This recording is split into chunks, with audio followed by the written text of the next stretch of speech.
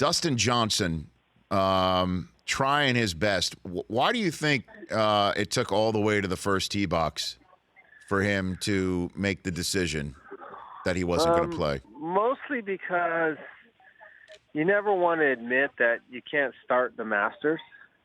And I think that for any athlete, this is the pinnacle of what we do. It's the first major of the year. These guys have been looking forward to it for the last 7 or 8 months, and wasn't quite sure how the mobility issues were going to factor into his warm-up.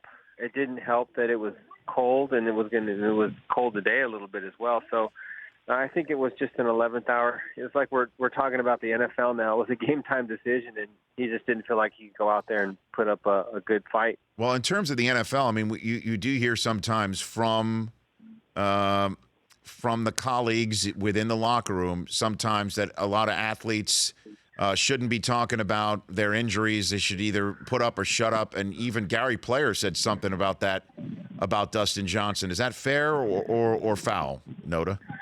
I don't necessarily think that's fair. I mean, we are in an era now where we want the athletes to be more open and share what they're really thinking with us.